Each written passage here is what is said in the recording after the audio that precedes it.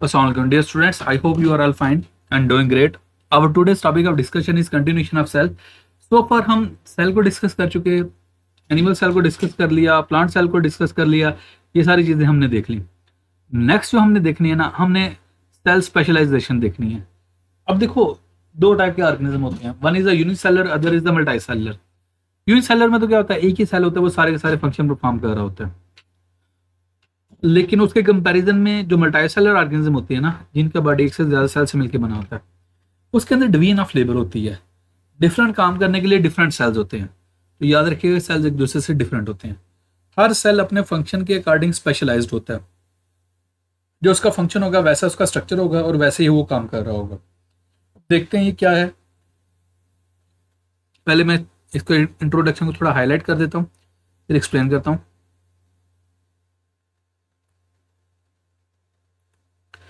In multicellular organisms there are different types of cell. की बात मैं पहले इंट्रोडक्शन में एक्सप्लेन कर चुका हूँ कि क्या उसे कहते हैं। जो मल्टीसेलर है उनके अंदर definitely different types of cells होंगे। मैं ह्यूमन की बात कर लेता हूँ। हमारे अंदर रेड ब्लड सेल्स हैं, वाइट ब्लड सेल्स हैं, स्किन सेल्स हैं, मसल सेल्स हैं, स्केलेटल मसल सेल्स हैं, स्मूथ मसल सेल्स हैं, कार्डिक मसल सेल्स हैं। ये डिफरेंट टाइप के ब्रेन सेल्स हैं। ये मैं आपको चंद एक सेल्स की टाइप बोल दी। इसी तरह प्लांट के अंदर भी सेल की टाइप्स होती हैं। क्लियर। उसके अंदर कोलन कैमा हो सकते हैं, स्क्लेरल कैमा हो सकते हैं, मिजोफिल सेल हो सकते हैं, स्पॉन्जी मिजोफिल हो सकते हैं, पेलिसेड मिजोफिल हो सकते हैं। डिफरेंट टाइप के सेल्स होते हैं। क्लियर। एनीवेज देखते हैं यहाँ पे, each type has a special structure and perform specific function. कहता है हर सेल जो होता है उसका स्पेसिफिक स्ट्रक्चर होता है, स्पेसिफिक क्या होता है, फंक्शन होता है।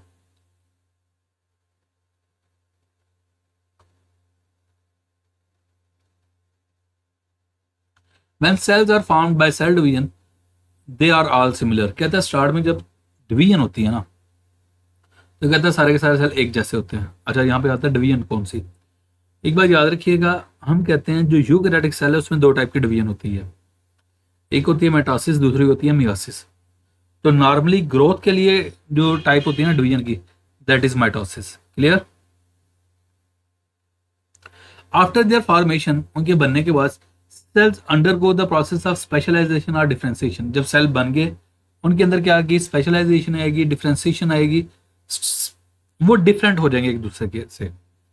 During this process they get special sizes. उनके साइज में चेंज आ जाएगी, स्ट्रक्चर में चेंज आ जाएगी, और मेटाबॉलिक प्रोसेसेस में, ये मेटाबॉलिक फीचर्स में चेंज आ जाएगी।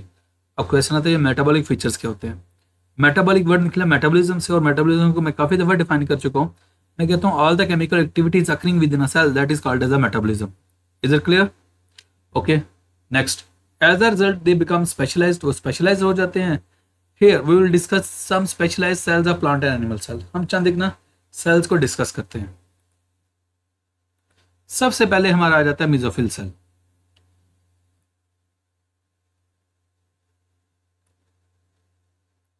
इसकी डिटेल में जाने से पहले ना, राइट साइड पे क्या एक डायग्राम दी है, मैं उसको थोड़ा सा आपको एक्सप्लेन कर देता हूँ, फिर आपको ज्यादा बेहतर आइडिया हो जाएगा।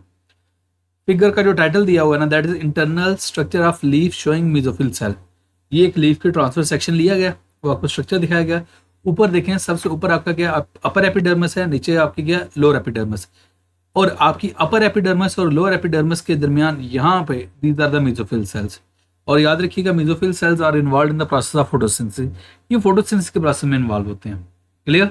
लेकिन अगर एक और चीज गौर करने वाली है, लीफ के अंदर स्टोमेटा भी होते हैं। स्टोमेटा वो होते हैं, वो पोर्स होते हैं, वो ओपनिंग्स होते हैं जिसके थ्रू गैसेस एक्सचेंज होता है।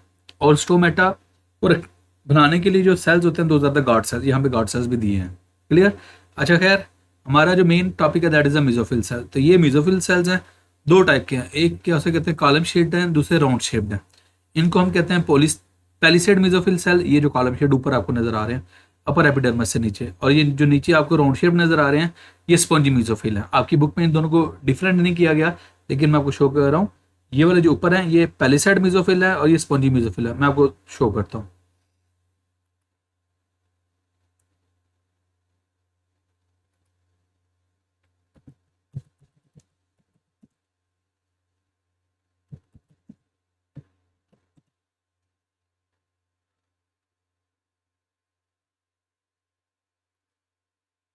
ये देखें, वही डायग्राम है जो आपकी बुक में दी गई है, लेकिन आपकी बुक वाले ने ना थोड़ी करप्शन की हुई है। उसने जो पॉइंट्स हैं ना वो कट कर दिए हैं। ये क्यूटिकल कट कर दिया हुआ है, ये वेन कट कर दी हुई है। ये वही डायग्राम आपको शो कर रहा हूँ। बेसिकली आपकी बुक वाले ने ये इंटरनेट से ही डायग्राम उठाई हुई है। खैर यहाँ पे देख लें, उसने क्लियर बताया हुआ है ये पैलिसाइड मेसोफिल है और ये स्पॉन्जी मेसोफिल है। वही बात जो मैं आपको एक्सप्लेन कर रहा था। क्लियर?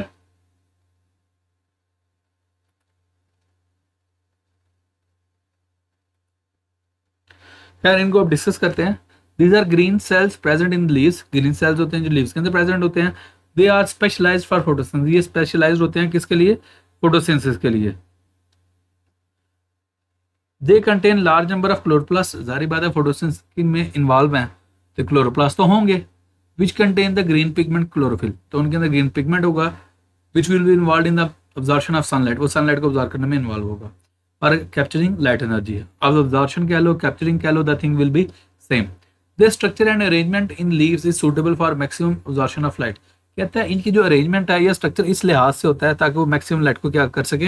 एब्जॉर्ब कर सके। क्लियर? ये हो गया आपका mesophyll cell. Next is the epidermal cell.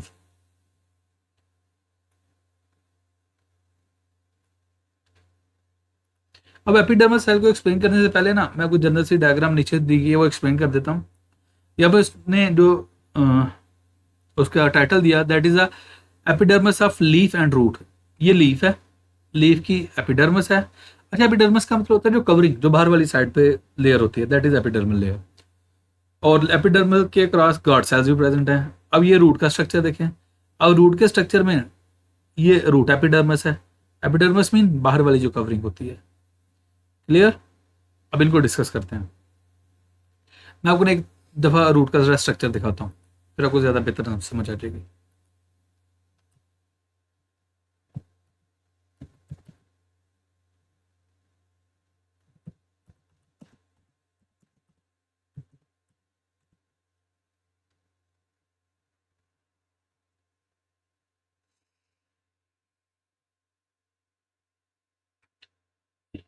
ये वाली डायग्राम है जो आपकी बुक में डाली गई है नेट से डाउनलोड करके। क्लियर?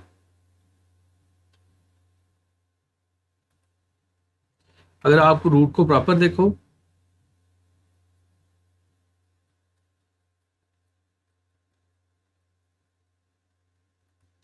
ये डायग्राम, अब ये रूट है, ये बाहर जो है that is the epidermis, that is the epidermis. अब ऐसा नहीं होता कि अंदर स्ट्रक्चर्स नहीं होते, अंदर भी स्ट्रक्चर्स होते हैं। जिस तरह ये कॉर्टेक्स है जो ब्लू वाला पोर्शन है, अंदर एपिडर्मस है, एंडोडर्मस है। तो सबसे बाहर वाली जो लेयर है that is the epidermis. Clear? ये वाली डायग्राम आपकी बुक वाले को यूज करनी चाहिए थी। एनीवेज मैं डिस्क्रिप्शन अब इसकी रीड कर देता हूँ। They are flat and tightly packed cells that make the outer layer. तो बाहर वाली लेयर होती है प्लांट ऑर्गन्स। ये सिर्फ प्लांट में नहीं, ह्यूमंस में बाहर वाली लेयर को हम एपिडर्मिस ही कहते हैं। Epidermis protects the internal tissues. जारी बात है इंटरनल टिश्यू क्या करेगी? प्रोटेक्ट करेगी। वो कॉर्टेक्स हो सकता है, एंडोडर्मिस हो सकता है, एनी अदर टिश्यू हो सकता है। Modified cells of epidermis also perform other functions. ये और फंक्शन परफॉर्म करती है।